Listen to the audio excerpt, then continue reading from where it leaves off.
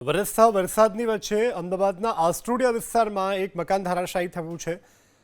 કાકા બળિયાની પોળમાં બંધ મકાન કે જે જર્જરિત હતું છેલ્લા ઘણા સમયથી, જે આજે પડ્યું છે। જો કે જર્જરિત હોવાથી થોડા દિવસ અગાઉ જ મકાન ખાલી કરાવવામાં આવ્યું હતું।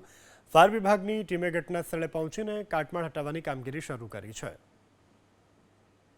એક તરફ અમદાવાદ શહેરમાં બપોર બાદ ધીમી ધારનો વરસાદ શરૂ થયો છે, બીજી તરફ કોટ વિસ્તારમાં વધુ એક જૂની ઇમારત ધરાશાયી થવાની ઘટના બની છે। માંડવીની પોળ વિસ્તારમાં આ વાસણ રાખવાનું ગોડાઉન હતું, જે અંદાજે 100 વર્ષ જૂની આ મિલકત હોવાનું અનુમાન છે અને અહીંયા આગળ દ્રશ્યો જોઈ શકાય છે। તેની જે મુખ્ય દિવાલ છે તે પડી જવાના કારણે આખો જે મકાનનો હિસ્સો છે તે ખુલી ગયો છે।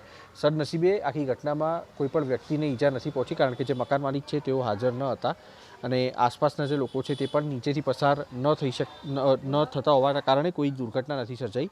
પરંતુ આખો જે રસ્તો છે તે અહીંયા આગળ બ્લોક થઈ ચૂક્યો છે। આપણી સાથે ખાડિયા વોર્ડના કોર્પોરેટર પંકજભાઈ ભટ્ટ છે, તેમની સાથે વાત કરીશું। પંકજભાઈ, લગભગ કેટલા વર્ષ જૂનું આ મકાન હશે અને શું અહીંયા આગળ પ્રવૃત્તિ ચાલી રહી છે?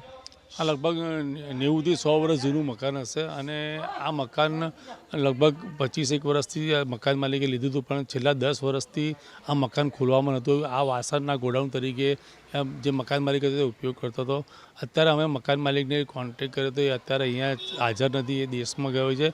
એમના માણસો આવી ગયા અને અમે અત્યારે જે ઉતારવાની કોર્પોરેશન દ્વારા કામગીરી કરવામાં આવે છે। કોઈ દુર્ઘટનામાં છે ખરી અથવા ખાલી રસ્તો રોકાઈ ચૂક્યો છે પરિસ્થિતિ? ના, ખાલી રસ્તો જ રોકાયો, કોઈ જાનહાની થઈ નથી। કારણ કે આ મકાનમાં આવું હતું કે પતરા ઉપરથી ખુલ્લા જ હતા અને સડી ગયેલા હતા, એટલે પાણી પડતું હતું। એટલે અહીંના સ્થાનિક રહીશોએ બી મકાન માલિકને અવારનવાર રજૂઆત કરી હતી, તમારે આવું છે તો પડી જશે। કારણ દિવાલ એની બહાર આવતી હતી, એટલે એવું લાગતું હતું કે આ દિવાલ પડી જાય એવું લાગતું હતું જ।